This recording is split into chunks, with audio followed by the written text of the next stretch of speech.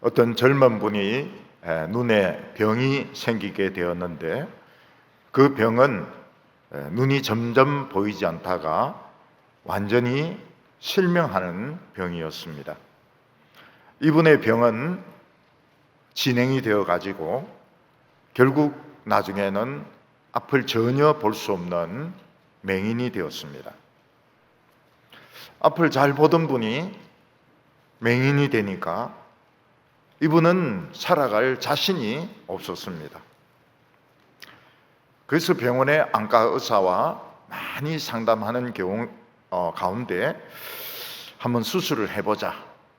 이 안구를 기정받든지 아니면 이 눈 안에 있는 시신경을 수술하든지 한번 수술을 해보기로 했습니다. 이분은 수술을 받고 몇 주 동안 눈에 붕대를 감았기 때문에 아무것도 보이지 않았습니다.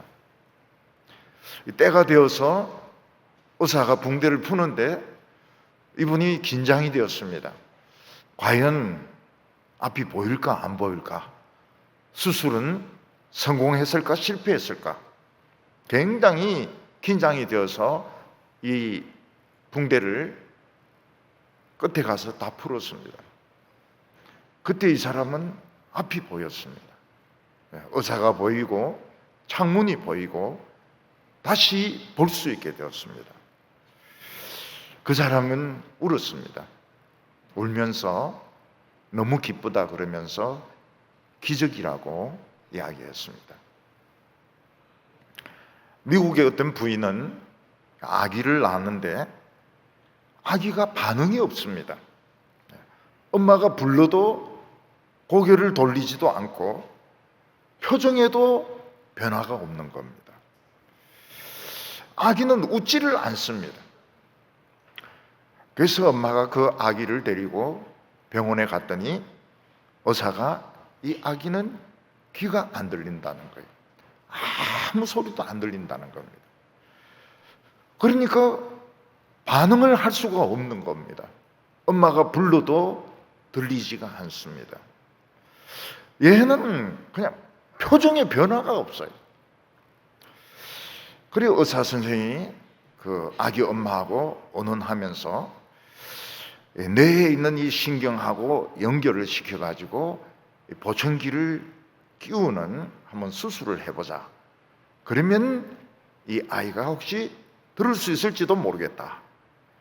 그래서 엄마는 아기를 귀 수술을 하기로 결정을 했습니다. 이 아기가 귀 수술을 할 때는 한 2살 가까이 되었을 때입니다. 귀 수술을 받고 이 아이가 귀에 소리가 들리는지 안 들리는지 엄마가 애 이름을 불렀습니다. 처음 엄마의 소리가 들린 거예요.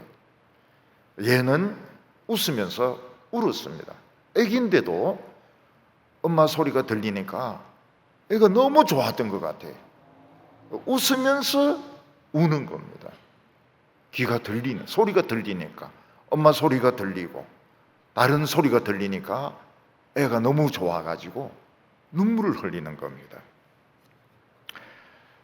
예수님께서는 요단강에서 세례를 받으시고 올라오신 뒤에 성령으로 세례를 받으셨습니다. 그러나 그것으로 모든 것이 끝난 것이 아니고 예수님은 광야로 가셔서 40일을 굶으시고 마귀에게 시험을 받으셨습니다. 예수님께서는 그 시험 받으시는 것을 통해서 마귀가 사람들에게 절대적이라고 심어 놓았던 그런 생각들을 하나씩 하나씩 깨뜨리기 시작하셨습니다. 마귀는 사람들에게 뭐라고 주입을 시켰는가 하면 먹는 것이 최고로 중요하다. 사람은 안 먹으면 죽는다. 무조건 먹어야 된다. 이런 생각을 사람들에게 심어 놓았습니다. 그래서 예수님에게 너가 지금 굶어 죽으려고 하니까 이 돌들로도 떡을 만들어라. 떡 많이 만들어가 쌓아놔라. 그때 예수님은 먹는 것이 가장 중요하다는 것을 깨뜨리셨습니다. 사람은 하나님의 말씀으로 사는 것이지 떡으로 사는 것이 아니라고 했습니다.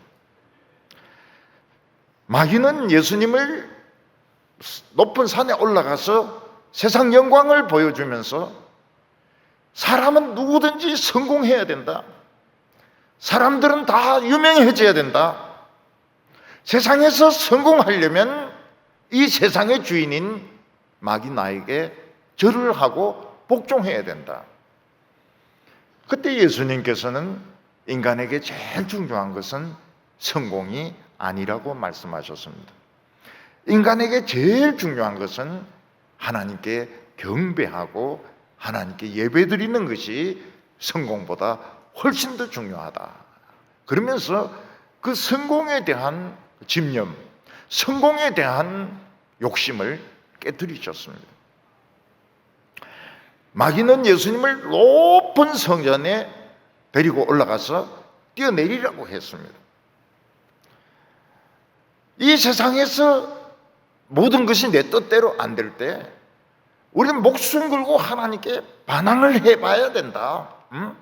하나님께 한번 대들어봐야 된다. 그때 예수님은 뭐라고 말씀하셨습니까? 예수님은 반항의 대상이 아니라는 겁니다. 예수님은 시험의 대상이 아니고 예수님은 우리가 믿어야 될 믿음의 대상이라고 말씀하셨습니다. 오늘 사람들은 하나님을 원망합니다.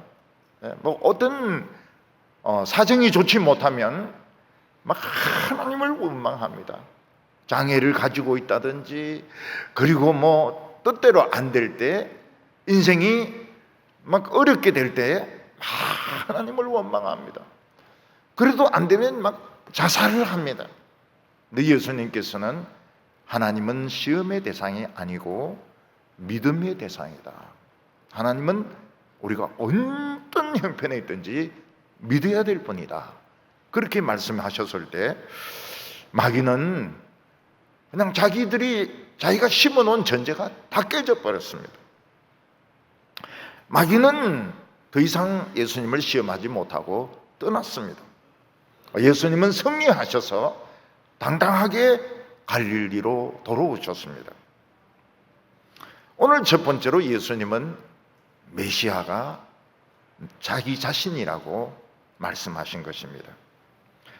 예수님은 갈릴리에 돌아오신 뒤에 쉬지도 아니하시고 맹렬하게 하나님 말씀을 전하시고 병자들을 고치기 시작하셨습니다. 예수님께서 갈릴리 여러 마을에서 고친 병이 어떤 병이겠습니까? 그것은 바로 맹인의 눈을 뜨게 하고 듣지 못하는 자를 듣게 만들고 말하지 못하는 자를 말하게 만들고 저는 자들을 뛰게 만드는 놀라운 기적을 행하셨던 것입니다. 맹렬하게 하나님 말씀을 전하시고 병자들을 고치셨습니다. 요즘으로 치면은 암 환자를 치료하시고 류게리 환자를 치료하시고 파킨슨씨 병에 걸린 사람들을 치료하시고 간질 환자들을 치료하시고 모든 불치의 병들을 치료하신 것과 같습니다. 이 예수님에 대한 소문은 그냥 폭발적으로 갈릴리에서 퍼지게 되었습니다. 예수님은 안식일마다 회당에 가셔서 설교를 했는데 아주 강력한 설교였습니다. 사람들은 예수님의 설교를 들으면서 하나님의 음성을 들었습니다. 사람들은 예수님의 설교를 들으면서 그 설교 속으로 빨려 들어갔습니다. 예수님의 설교를 들으면서 시간이 얼마나 흘러갔는지 몰랐습니다. 그들은 예수님의 설교를 들으면서 우리가 하나님으로부터 얼마나 멀어졌는지, 우리가 얼마나 부족한 점이 많은지, 그리고 얼마나 하나님의 은혜가 필요한지 사람들은 절실히 느끼기 시작했습니다. 사람들은 예수님의 치료의 능력과 예수님의 말씀의 능력을 칭송을 했습니다. 지금까지 많은 설교를 들어왔지만 이렇게 은혜스러운 설교는 처음이에요.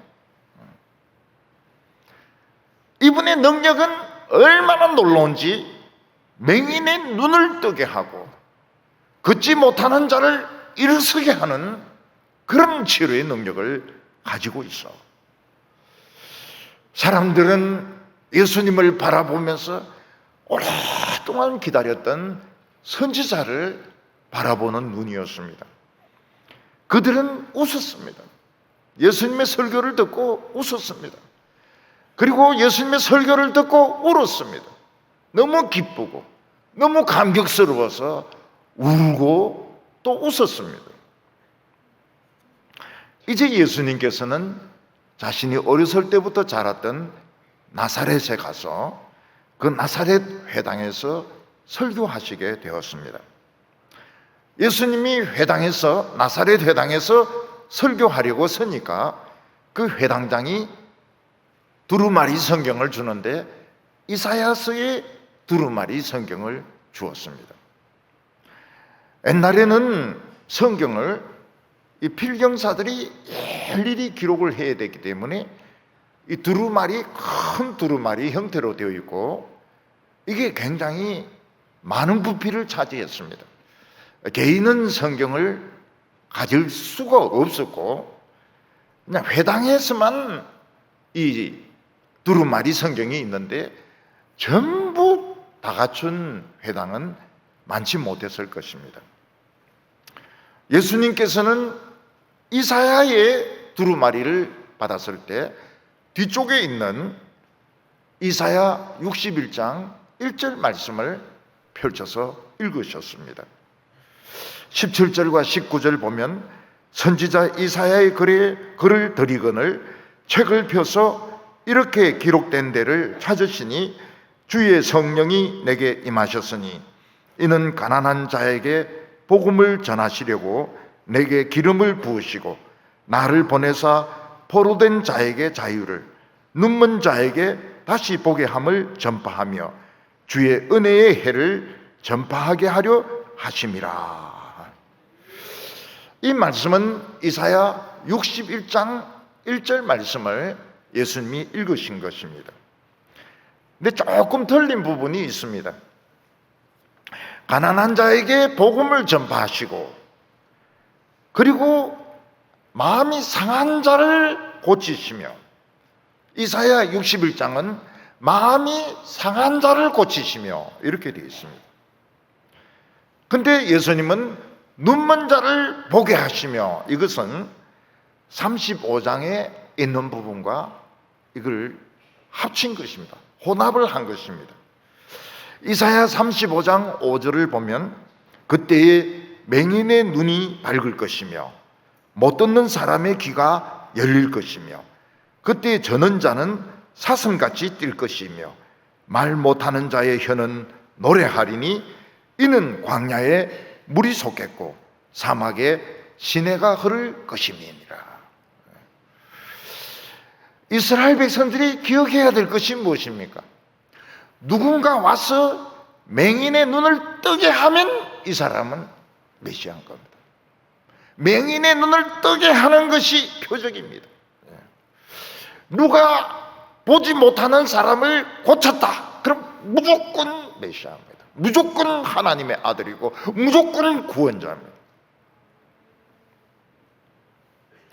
유대인들은 맹인의 눈을 뜨게 했다는 소문을 듣는 즉시 지체하지 말고 예수님에게 달려가야 됩니다. 그리고 그 발 앞에 엎드려 절하고 예수님을 잡아야 됩니다. 왜냐하면 이게 증거입니다. 맹인의 눈을 뜨게 하는 것이 메시아인 증거인 것입니다. 그리고 다시는 예수님과 떨어지면 안 됩니다. 모든 맹인이 눈을 뜨는 게 아닙니다. 모든 벙어리가 말하지 않아도 좋습니다. 맹인이 눈을 떴다 하면 이거는 하나님이 하나님의 아들인 표적입니다. 메시아인 표적입니다. 무조건 하나님의 아들이 오셨다는 것을 믿어야 되는 것입니다. 예를 들어서 어느 곳에 왕이 나라를 잘 통치하다가 다른 곳으로 좀 떠나게 되었습니다. 그동안 동생이 나라를 다스리는데 동생은 아주 악한 사람이었습니다. 그래서 백성들에게 못된 짓을 많이 했습니다. 백성들의 재산을 뺏고 곡식을 뺏고 마음에 안 드는 자들은 처형을 하고, 그리고 백성들은 먹을 것이 없으니까 병이 들어서 맹인이 되기도 하고 또 말도 하지도 못하고, 왕이 싫어하니까 말도 하지도 못하고 부인을 뺏기기도 하고 딸을 뺏기기도 하고 피골이 상접해가지고 걷지도 못하고 툭 하면 관청에 끌려가서 두들겨 맞고 와서 장애인이 되고 굉장히 고생을 한 겁니다. 왕이 떠나는 바람에. 근데 어느 날 낯선 사람이 어느 집으로 들어왔습니다. 밥을 좀 달라고 하는데 보니까 옛날 그 왕인 거예요. 옛날 그 왕이 변장을 해가지고 온 거예요. 그러면 이제 백성들은 난리가 난 겁니다. 웃고 울고, 우리 왕이 오셨다. 웃고 울고 그 발에 입 맞추고 이제는 우린 살았다. 이제는 우린 더 이상 고문당하지 않고 처형당하지 않고 부인과 딸을 뺏기지 않고 우리는 행복하게 살 수 있게 되었다. 보니까 옛날 그 왕이 온 거예요.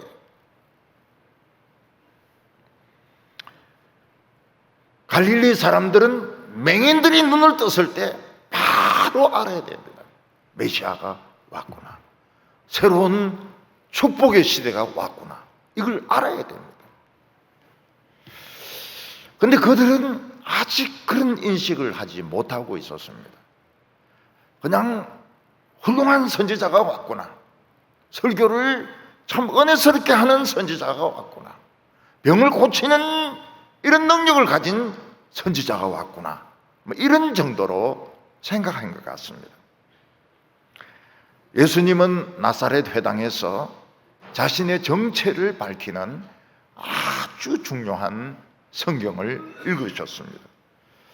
그것은 주님의 성령, 하나님의 성령이 내게 임했는데 하나님께서 성령으로 기름 부으셨다. 이 기름 부었다는 것이 메시아입니다. 그리스도도 기름 부었다는 뜻입니다. 하나님께서 내게 성령을 주시고 기름을 내게 부으셨으니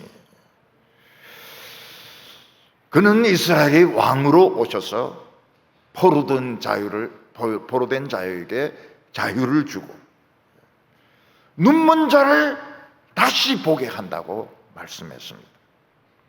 하나님의 은혜의 해를 선포하신다고 했습니다. 이제부터 하나님의 은혜와 축복의 시대가 시작이 된 것입니다. 누구든지 메시아의 이름을 부르기만 하면 구원을 받습니다. 예수님의 이름을 부르기만 하면 구원을 받는 새로운 시대가 시작이 된 것입니다.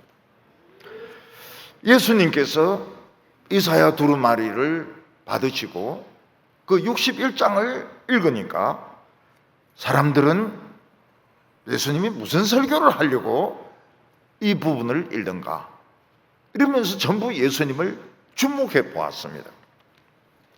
그때 예수님은 자신의 정체를 밝히셨습니다. 자기가 누군지, 자기가 어떤 사람인지 정체를 밝히는 폭발적인 선언을 하셨습니다. 그게 뭔가 하면 21절에 이에 예수께서 그들에게 말씀하시되 이 글이 오늘 너희 귀에 응하였느니라. 이 이사야 61장 1절 말씀, 앞으로 메시아가 오시면, 앞으로 하나님의 아들이 오시고 구원자가 오시면 성령이 내게 임하시고 가난한 자에게 복음이 전거되며 맹인이 눈을 뜨게 되는 바로 이 말씀, 이 메시아의 말씀이 오늘 너희 귀에 응하였느니라. 이 말씀이 오늘 이루어졌고 너희 앞에 서 있는 나는 바로 그 메시아다. 나는 그 구원자다. 자신의 정체를 예수님이 분명히 밝히는 아주 폭발적인 선언을 하셨던 것입니다. 갈릴리 사람들은 아직 예수님이 메시아인 줄 잘 모르고 그냥 설교를 잘하시고 그냥 능력이 있는 선지자인 줄 알았지 메시아인 줄 몰랐습니다. 왜냐하면 맹인이 눈을 뜨고 이걸 생각을 못한 거예요. 맹인이 눈을 뜨면 무조건 그분은 메시아입니다. 무조건 그분은 구원자입니다. 그래서 예수님은 나사렛에 오셔서 나사렛 회당에서 자기 고향에서 자기의 정체, 자기가 누군지 오늘 이 이사야의 말씀이 임하였다. 나는 바로 그 메시아다 하는 것을 나사렛의 회당에서 예수님께서 선포하셨던 것입니다. 만약 사람들이 이 말씀을 깨닫는다면, 이 말씀을 믿는다면 그들은 울고 또 웃을 겁니다. 너무 기뻤어. 너무 기뻐서 막 서로 쳐다보면서 소리 없이 웃고 또 눈물을 막 흘릴 것입니다. 그동안 너무 압제를 당했기 때문에, 그동안 너무 고통을 받았기 때문에, 드디어 메시아가 왔기 때문에 그들은 눈물을 흘리고 웃을 것입니다. 그리고 모두 예수님의 발 앞에 엎드려 절하고 그분을 끝까지 믿고 따라가야 될 것입니다. 예수님은 메시아가 오시면 상한 마음을 고친다고 말씀하셨습니다. 우리는 이 세상에 살면서 마음이 상할 때가 너무너무 많습니다. 힘이 없어서 마음이 상하고 또 성격이 강해야 되는데 성격이 강하지 못해서 마음이 상하고 또 힘이 센 자가 폭력을 휘두르고 욕설을 퍼부으니까 마음이 상하는 것입니다.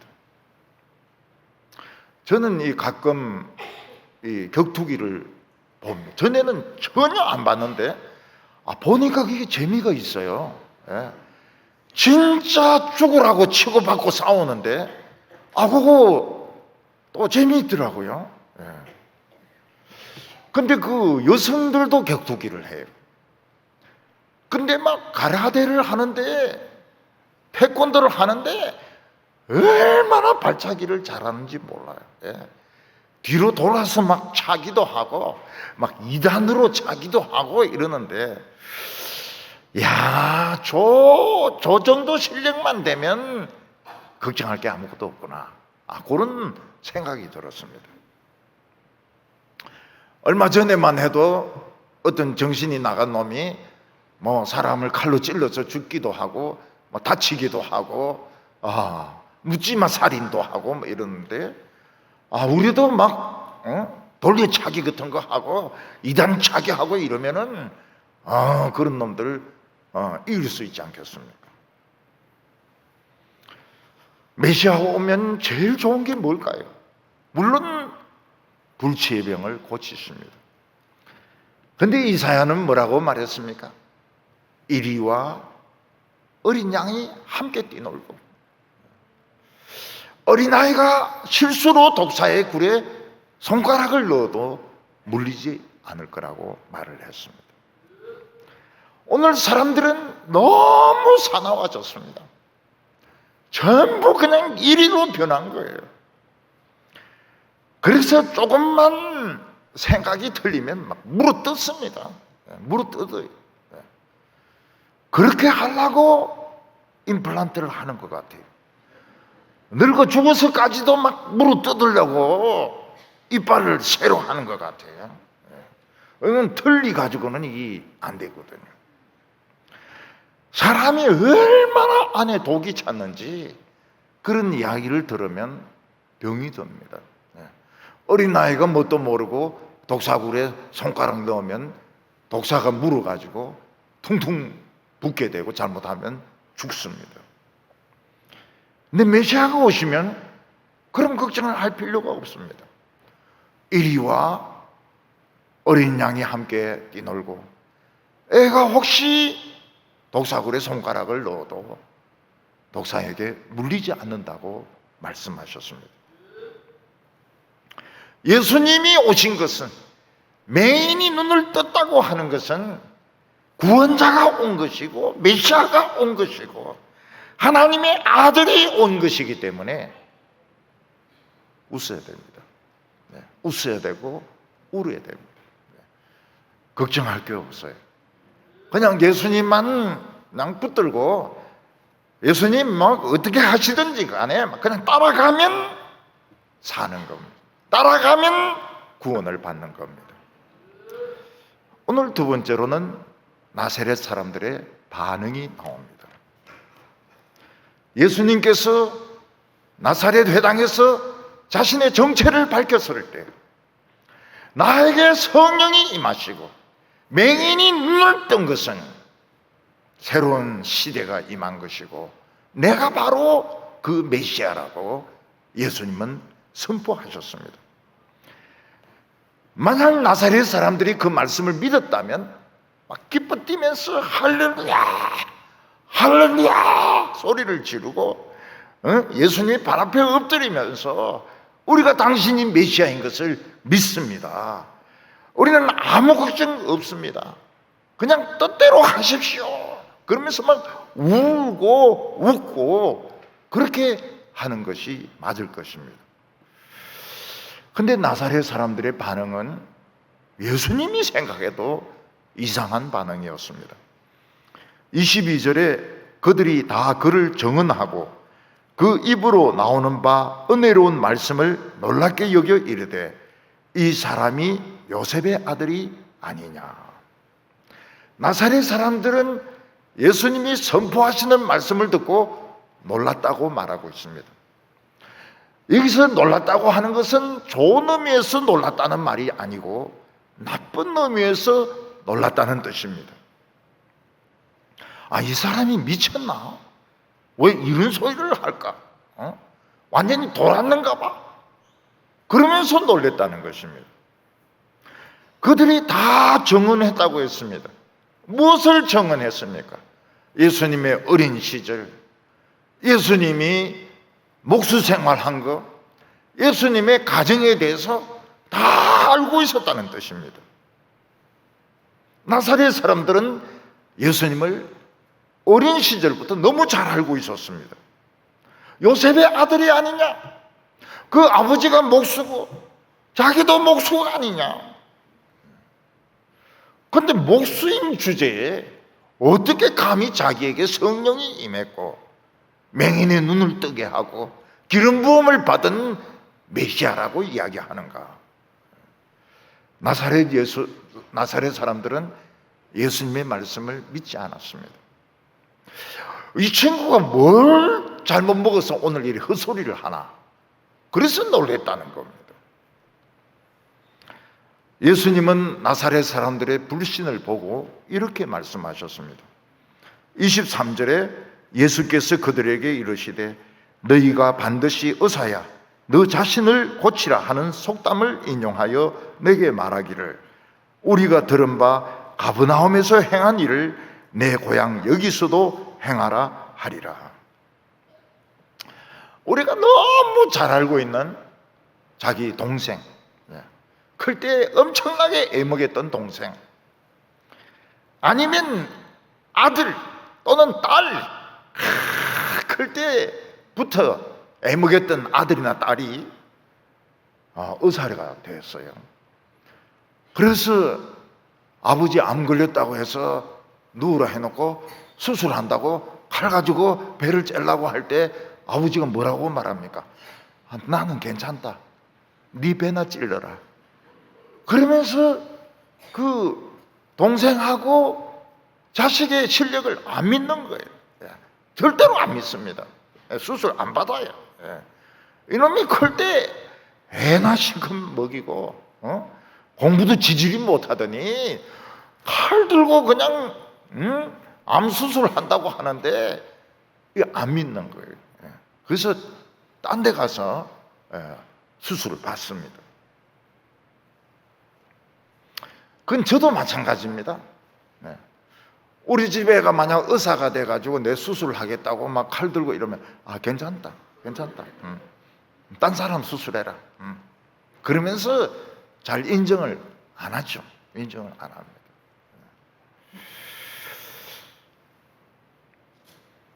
어떤 사람은 교회에서 클 때 사고뭉치였습니다. 장난도 심하게 치고 성경 공부 때도 떠들었습니다. 그 사람이 신학을 해가지고 자기 교회 담임 목사로 온 거예요. 그 장로들은 누굽니까? 그 목사가 유년부 때 가르쳤던 선생님입니다. 장립지사들은 누굽니까? 그 사고뭉치하고 같이 컸던 친구들이. 권사님들은 이 목사가 중등부 때 선생님이었습니다. 그 교회에서 아무리 설교를 잘해도 장로님은 내가 저놈 유년부 때 내가 가르쳤는데 저 녀석 엄청나게 장난꾸러기인데 저놈은 내 친구의 막내 동생인데 그래서 설교를 인정을 안 하는 거예요. 저놈이 무슨 책을 보고 저래 설교를 준비했는지 모르겠지만 내가 저놈을 잘 알아. 저 별난 놈인데 겉으로는 목사님 하지만 임마 네 유년부 때 네 내인데 배웠잖아. 이런 마음을 안 버리는 겁니다. 아들이 목사가 돼서 아버지에게 아버지 그런 일 하지 마십시오 이렇게 하면 아버지가 뭐라고 말씀합니까? 야 네가 뭘 한다고 그러냐? 네 일이나 똑똑히 해라. 이렇게 이야기를 한다는 겁니다. 그러니까 사람이 너무 잘 알면 이 말씀을 잘 안 받아들이는 겁니다. 동생이 설교하거나 아들이 설교하고 이러면 아들이 수술을 하려고 그러고 동생이 수술을 하려고 그러면 됐다 좀 더 딴 데 가서 더 큰 병원에 진찰 받아보고 이야기할게. 그러면서 안 믿는 거 실력을 인정을 안 해주는 겁니다.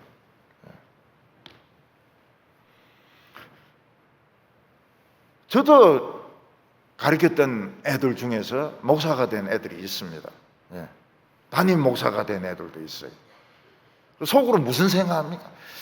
저놈 유년부 때 내인데 많이 터졌는데 저놈이 진짜 목회를 잘하겠나? 이런 생각을 버릴 수가 없어요. 버릴 수가 없어요. 예수님께서 나사렛 회당에서 자신의 정체를 밝힙니다. 나에게 성령이 임하셨고 나는 성령으로 기름 부음을 받았고 맹인의 눈을 뜨게 했다. 나는 메시아다, 구원자다. 그때 사람들의 반응이 뭡니까? 내가 어릴 때부터 잘 아는데 왜 저래 헛소리를 하고 있나? 그냥 병자나 고치라. 병자 기름 부음을 받았다 이런 소리 하지 말고 병자나 고치라. 우리 구경할게. 이런 반응을 보였던 것입니다. 그래서 예수님은 선지자는 고향에서 환영을 받는 일이 없다고 말했습니다. 선지자가 고향에서 아무리 하나님의 말씀을 전해도 고향 사람들은 어릴 때부터 다 봤거든요. 어릴 때 감 따러 올라갔다가 떨어진 거라든지 그가 참에 서리를 했다든지 다 알고 있기 때문에 아무리 하나님 말씀 전해도 야야야 그만해라 그만해. 응? 네, 다 알고 있다. 응, 다 알고 있다. 네 친구 동생 아니야. 응.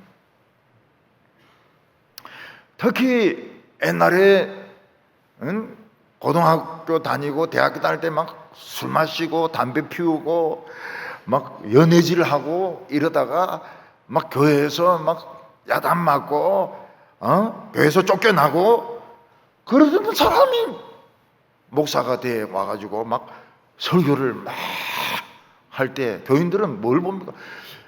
저는 담배 피우고 술 마시고 연애질 하다가 쫓겨난 놈인데 저놈이 무슨 설교를 저렇게 하노? 이렇게 생각한다는 겁니다. 니나 똑똑히 해라. 우리인데 잘해라 하지 말고 니나 똑똑히 해라. 그러면서 선지자는 고향에서 환영을 받지 못한다고 말을 했습니다. 오늘 여기 세 번째로 예수님의 책망이 나옵니다. 예수님은 나사렛 사람들의 이런 불신을 보고 참 마음이 아팠습니다. 예수님은 나사렛에서 자랄 때 말썽을 피운 적이 없습니다. 예수님은 스캔들을 일으킨 적이 없었습니다. 예수님은 너무 평범하셨고 예수님은 너무 말씀이 없으셨습니다. 그 이유가 무엇일까요? 성령이 임할 때를 기다리고 계셨던 것입니다. 근데 예수님이 잘하면서 아무 소리도 안 하고 너무 평범하다가 어느 날 갑자기 나에게 성령이 임했다. 나는 기름 부음을 받았다. 맹인이 눈을 떴다. 이런 말씀을 하니까 동네 사람들은 얘가 미쳤다. 과대 망상증에 걸렸다. 그래서 예수님의 말씀을 불신을 했습니다. 예수님은 나사렛 사람들의 불신앙을 엘리야와 엘리사 때 이스라엘 사람들의 불신앙에 비교를 하셨습니다. 엘리야 때 이스라엘 백성들은 바알과 아세라상을 우상을 믿는다고 하나님에 대한 신앙이 없었습니다. 엘리야는 기도로 하늘문을 닫아서 3년 반 동안 비가 내리지 않았습니다. 많은 사람들이 굶어 죽는 가운데 이스라엘에도 과부가 많았습니다. 그런데 하나님은 이스라엘 과부 중에 엘리야를 보내지 아니하시고 사렙다, 시돈에 있는 사렙다 이방인 과부에게 엘리야를 보내셨던 것입니다. 왜 하나님께서는 이스라엘의 과부들에게 엘리야를 보내서 한 집이라도 살리지 아니하시고 이방인의 과부 집에 엘리야를 보내서 기적을 일으키셨느냐 하는 것입니다. 그것은 이스라엘 백성들은 자신들은 하나님을 너무 잘한다고 생각하는 겁니다. 왜 바알과 아세라를 믿습니까? 하나님을 너무 잘 알기 때문에 이제 더 배울 게 없어요. 이제 새로운 종교를 연구할 때가 온 것입니다. 그리고 실제 생활은 어떻습니까? 세상 사람들과 똑같아요. 말은 하나님을 믿고 이제 하나님 다 배웠기 때문에 이제는 다른 종교까지 배운다 말하지만 그들의 생활은 이방인들과 세상 사람들과 다른 게 하나도 없는 것입니다. 그런데 하나님께서는 이스라엘의 과부들에게 엘리야를 보내지 아니하시고 사렙다 과부, 이방인 과부에게 엘리야를 보냈습니다.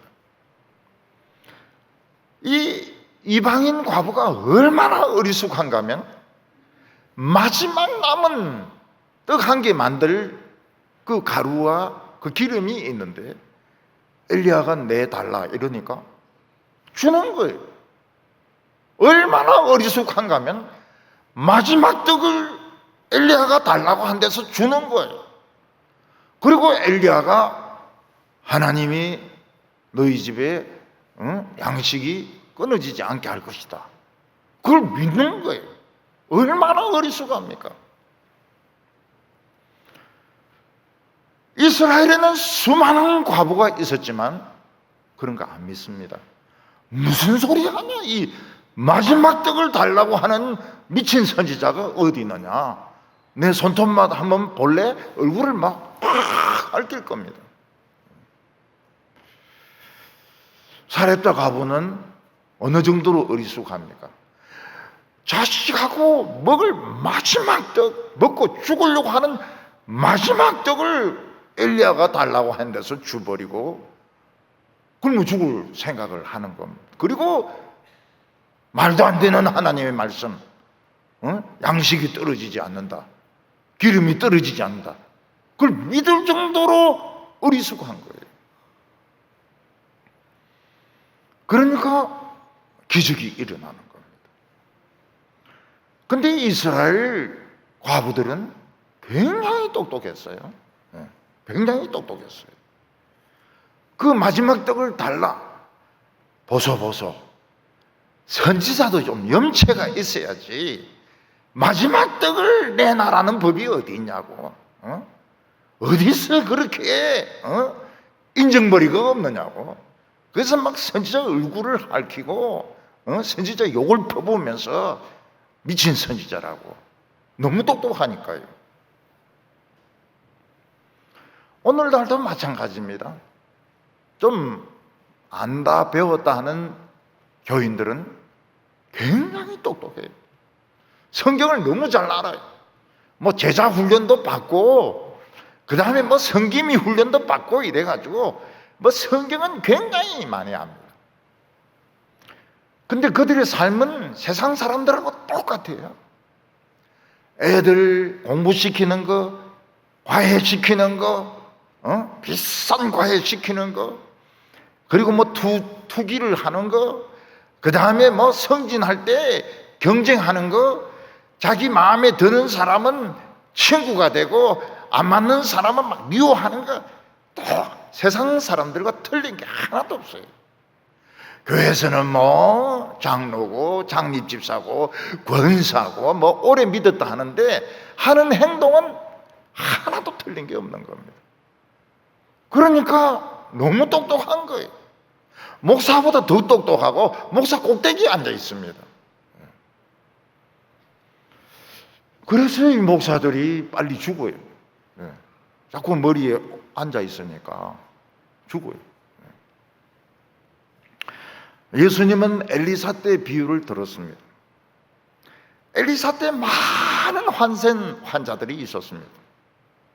근데 그들 중에 어느 누구도 엘리사에게 가면 한센병을 치료받을 수 있다는 걸 믿은 사람이 한 명도 없었습니다. 이건 내 운명이다, 이건 내 팔자다. 그리고 엘리사를 단 한 명도 안 찾아가는 겁니다. 근데 수리아의 나만이란 사람은 자기 집에 포로로 붙들려온 그 여자의 종이 하는 말을 듣습니다. 아, 우리 고향에 가면 선지자가 계신데 그 선지자는 이 한센병을 고칠 수 있다고. 그러냐? 그래서 왕의 허락을 받습니다. 예루살렘 왕궁이 발칵 뒤집힙니다. 이 세상에 누가 한센병을 고칠 수 있느냐? 전쟁을 하려는 핑계다. 왕이 막 옷을 푹 찢습니다. 그때 엘리사가 그 환자 자기인데 보내라고. 그 오니까 만나지도 않아. 군대 장관, 국방장관인데 만나지도 않아. 그리고 말도 안 되는 소리를 합니다. 가다가 요단강에 7번 들어갔다 나오더라고. 요단강에서 7번 씻으라고. 나만이 막 분노가 폭발해가지고 내가 군대 끌고 와가지고 이 엘리사의 이놈은 죽인다, 전쟁이다, 막 그러면서 씩씩거리면서 가는데 종들이 장군님, 더 힘든 거 시켜도 우리 안 했겠습니까? 에베레스트 올라가라 해도 안 올라갔겠습니까? 그냥 요단강 그 더러운 물, 지저분한 물에 7번 담기는 게 뭐가 어렵습니까? 응? 한번 쏙문 셈치고 한번 해봅시다. 그러니까 나만이 그래? 한번 쏙문 셈치고 해보자고? 그래서 한 번 났습니까? 2번 났습니까? 3번 났습니까? 야야야야, 네, 안 한다. 응? 이 미친 짓 안 한다. 응? 세상에 이런 미친 말이 어딨냐? 종들이 한번 해보십시다. 지금 3번인데 한 번씩 더 한번 잠겨봅시다. 그래가 안 되면 뭐 엘리사를 삶아 먹든지 튀겨 먹든지 알아서 하십시오. 6번째 들어갔다 와도 안 나와요. 야, 6번째 안 나오는 건 이 사기다. 저놈은 사기꾼이다. 내 지금 당장 가서 죽여 풀린다. 그러니까 종들이 뭐라, 한 번입니다. 한 번만 들어갔다가 나오고 엘리사를 죽이든지 말든지 장군님 알아서 하십시오. 그래 한 번 7번째 들어갔다 나오니까 병이 딱 고쳐진 겁니다. 이 나만은 자기가 원해서 들어간 게 아니에요. 억지로 순종한 겁니다. 억지로 순종한 거예요. 그런데 순종하기는 했어요. 나사렛 사람들은 자기들이 엘리야보다 더 똑똑하다고 생각했습니다. 엘리사보다 더 똑똑하다고 생각했습니다. 예수님보다는 머치 훨씬 더 많은 것을 안다고 똑똑하다고 생각했습니다. 그래서 어리숙하게 순종하는 사람도 없었고 억지로라도 예수님 말씀에 순종하는 사람이 없어요. 너무 똑똑한 거예요. 그래서 그들은 예수님이 하시는 말씀을 대먹지도 않은 소리 하지 마. 우리가 너를 다 알고 있는데 어릴 때부터 큰 걸 다 보고 있었는데 너 아버지가 요셉 아니냐? 너 동생이 누구 아니냐? 응? 미친 소리 하지 마라. 말도 안 되는 소리 하지 마라. 응? 그들은 자신들이 예수님보다 더 많이 안다고 생각했습니다. 더 똑똑하다고 생각했습니다. 예수님의 머리 꼭대기에 앉아 있었습니다. 그 똑똑한 사람들 중에서 하나님의 능력을 체험한 사람은 한 명도 없었습니다. 예수님의 머리 위에 앉아가지고 무슨 능력을 체험합니까? 좀 어리숙해야 기적이 일어나죠. 어리숙해야 믿죠. 그리고 막 억지로라도 순종해봐야 기적이 일어나죠. 더욱이 말도 안 되는 말씀, 말도 안 되는 말씀, 마지막 떡을 달라고, 그리고 형편없는 요단강에 7번 담그라고. 얼마나 말도 안 되는 소리입니까? 약을 발라다 주든지 연고를 발라주든지 뭐 이렇게 해야 낫지. 연고도 없이 약도 없이 먹는 약도 없이 무슨 병을 고친단 말입니까? 그런데 이들은 어리숙했습니다.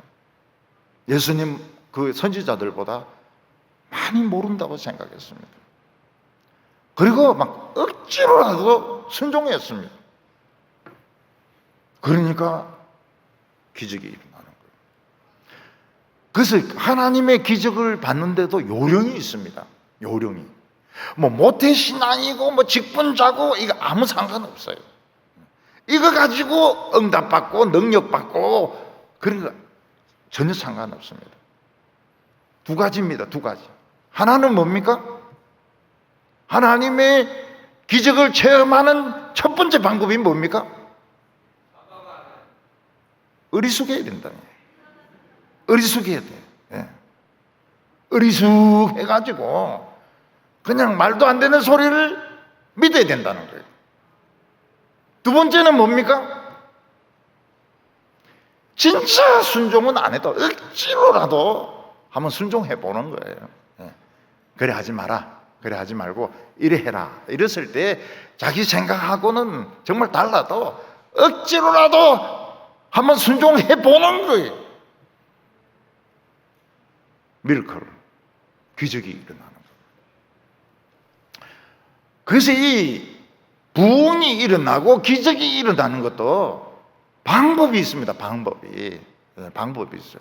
산에 가서 막 소나무 뽑고 이러면은 요즘 잡혀갑니다. 자연 훼손이라 이래가지고 요즘 환경단체가 눈에 막 불을 켜고 있기 때문에 소나무 막 몇 개 뽑으면은 이거 잡아갑니다. 잡아가요. 막 땅으로 막 하천을 파고 막 이렇게 하면 잡아갑니다. 어리숙해야 돼, 어리숙해야 돼. 어리숙해야 돼. 저는 우리 교인들이 어리숙하기를 바랍니다. 너무 똑똑하면 안 돼요. 제가 얼마나 어리숙합니까, 사람이? 진짜 어리숙해. 누가 무슨 말 하면 못 알아들어요. 욕해도 못 알아듣고, 칭찬해도 못 알아듣고, 아무것도 못 알아들어요. 뭐 하는 방법을 몰라요. 뭐, 이 관공서 가서 뭐 뛰어온다, 이거 제일 싫어합니다. 제일 싫어요. 제일 싫어하는 것이 옛날에는 동사무소 그거 가서 인감증명 떼오는 거 제일 싫어요. 왜냐하면 그 뛸 줄 모르거든요. 그 요즘은 막 이거 울리란데 이거 합격해 본 적이 한 번도 없어요. 항상 지문이 다른 거예요. 그래서 미리 이야기합니다. 내 지문은 한 번도 맞은 적이 없다고. 그래도 한번 해보시라 그래. 역시 불합격이죠. 근데 왼손으로 한번 해볼까 이러니까 왼손은 또 되는 거예요. 앞으로 이제 왼손을 가지고 이제 지문을 확인. 근데 뭐 가족 관계 증명서, 뭐 그런 거 띄는 거 굉장히 싫어하고 세금 이런 거 너무너무 싫고 모르니까 설교 말고는 아무것도 몰라요. 어리숙하지 않습니까? 그리고 억지로라도 순종해 보는 거예요. 억지로라도. 하나님의 마음속에 감동을 주시면 그냥 해쳐버린 거예요. 상대방이 뭐라고 생각하든지 간에 그냥 해버리는 거예요. 그러면 이게 하나님 나라가 임합니다. 기적의 역사가 나타나요.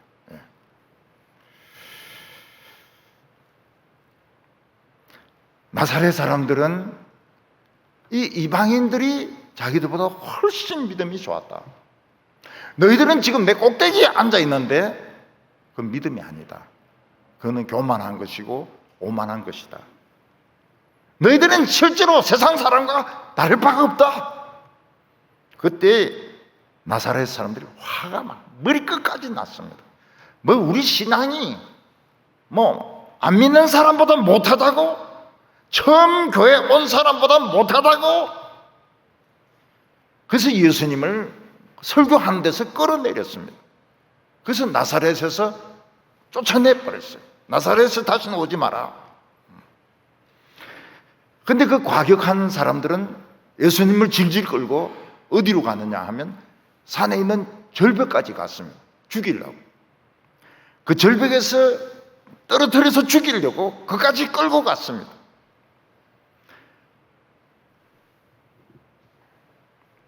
그래서 설교자가 살라고 하면 도망을 잘 쳐야 됩니다.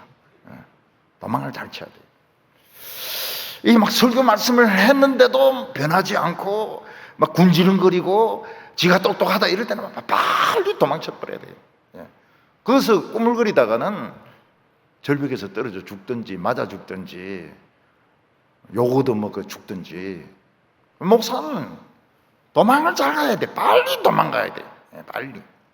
하나님의 말씀을 전파했는데도 궁시렁거리고 뭐 반대하고 이러면은 빨리 도망가 버려야 돼. 그 붙어 있을 필요가 없습니다.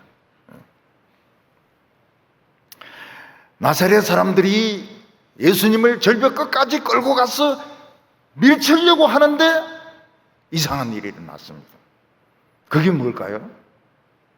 동작 그만의 상태가 딱 일어난 겁니다. 자꾸 왔는데 전부 멈춰선 거예요.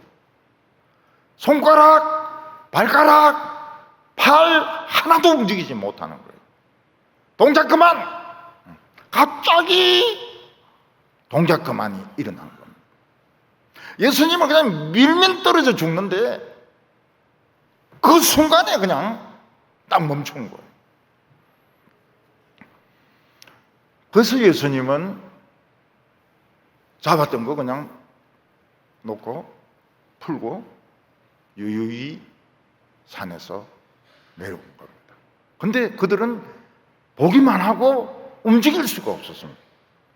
갑자기 무슨 일이 일어난 거예요. 동작 그만, 동작 그만. 동작 그만 하면 어떻게 해야 됩니까? 밥 먹다가도 딱 여기 멈춰야 됩니다. 길 가다가도 딱 멈춰야 됩니다.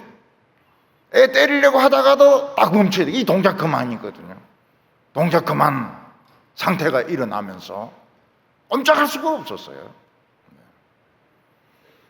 예수님은 유유히 멱살 잡은 거 풀고 유유히 예수님은 내려오셨습니다.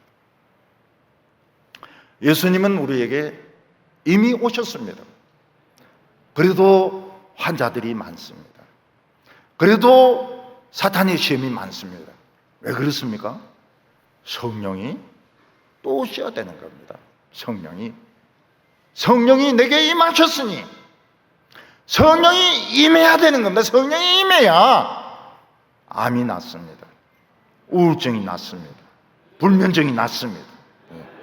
불치의 병들이 치료가 되는 겁니다. 성령이 내게 임하셨으니 메시아 시대가 왔는데 왜 메시아 시대 같지 않는가? 성령이 지금 막혀 있는 겁니다. 성령이 막혀 있는 거예요. 우리가 너무 똑똑해져 버린 거예요. 너무 똑똑해. 예수님보다 더 똑똑해지고 하나님보다 더 똑똑해져 버린 거예요. 그러면 성령이 오시지 않습니다. 지금은 은혜의 시대입니다. 누구든지 예수님의 이름을 부르면 구원을 받습니다. 오늘 어리숙하시기 바랍니다. 어리숙하시기 바라요. 애들 교육시키거나 또는 투자 같은 거 제가 하지 마라 그럽니다. 투자 같은 거 하지 말라고. 그 투자하고 이러니까 결국 장관에 될 때 다 걸리는 거예요. 다 걸리는 거예요. 애들 막 군대에 돈 주고 빼고 이래 하지 말라는 거예요. 해병대 가라는 거예요. 해병대 가니까 물에 빠져 죽던데요? 왜 빠져 죽어요? 바보같이.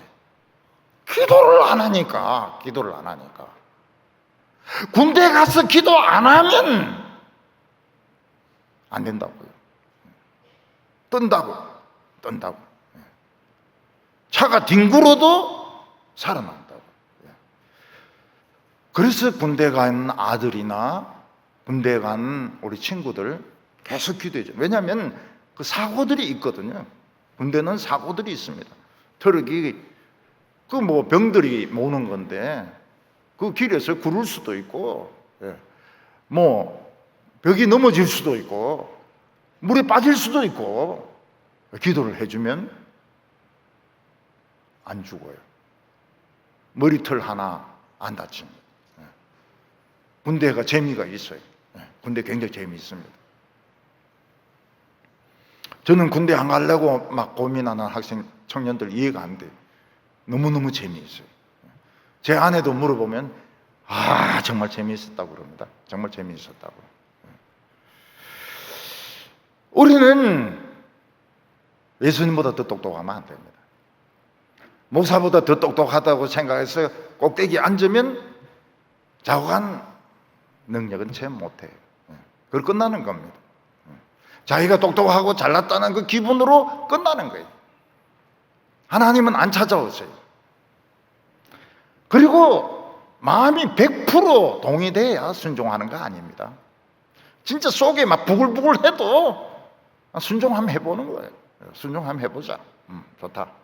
순종 해보고 안 되면 막 때리 부수든지 어쩌든지 간에 한번 순종해보자. 기적이 일어나는 거예요. 기적이 일어나요. 끝까지 내가 더 똑똑하다, 예수님보다 똑똑하다, 구원 못 받습니다. 구원 못 받아요. 축복받는 비결이 오늘 여기 나오고 있습니다. 어리숙했기 때문에, 억지로라도 순종했기 때문에.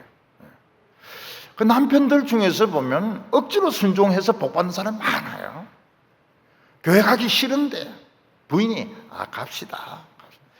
교회 가면 졸린다고 가서 조세요. 그러면서 막 허리띠를 챙겨 메고 헌금을 넣어주고, 헌금 안 내고 와요. 또 그 이자 먹고. 그런데 나중에는 불이 붙어가지고 막 선교사로 간다 그러고, 뭐 장로로 뽑히고, 막 신학하겠다고 막 그러고 말이죠. 옛날에 막 진짜 술고래였는데, 담배 골초였는데 막 하나님 일 한다고 막 난리를 친다고요. 그 왜 그렇습니까? 억지로라도 부인의 말에 순종한 거예요. 부인의 말에. 저는 제 아내가 큐티를 해라고 저한테 권했습니다. 성경 읽으면 되는 거지 무슨 또 큐티가 필요하냐고. 그러면서도 또 남자들은 여자 말 듣거든요. 큐티가 제가 어려울 때 항상 함께했던 친구였습니다. 친구였어요. 그리고 이 큐티가 성경을 보고 적용하는 눈을 열어줬습니다. 그러니까 억지로라도 순종하니까 하나님의 나라가 임하고 축복이 임하는 겁니다. 오늘 우리가 겉으로만 하나님을 잘 믿는 것이 아니라 정말 중심으로 성경을 믿으면 어리숙해지고 억지로 순종하는 것 같지만은 하나님의 뜻에 순종해서 다 기적을 체험하는 성도들 되시기를 바랍니다. 기도드리겠습니다. 거룩하신 하나님 아버지, 예수님께서 자신의 정체를 드러내셨을 때 나사렛 사람들은 정말 무식하지만 자기들은 예수님보다 더 똑똑하다고 생각을 했습니다. 거기서는 기적이 거의 일어나지 않았습니다. 하나님, 오늘 저희들이 하나님 앞에서 겸허한 마음을 가지게 하여 주시고 내 속에서 참 불순종하고 싶은 그런 마음이 강하다 하더라도 내 자신을 때려 눕혀서 하나님의 뜻, 예수님의 말씀에 순종해서 기적이 일어나는 우리 성도들 되게 하여 주시고, 우리 교회 교인들 중에서 자기 스스로가 똑똑하다고 생각한 사람 한 명도 없게 하여 주시옵소서. 예수님의 이름으로 기도하옵나이다.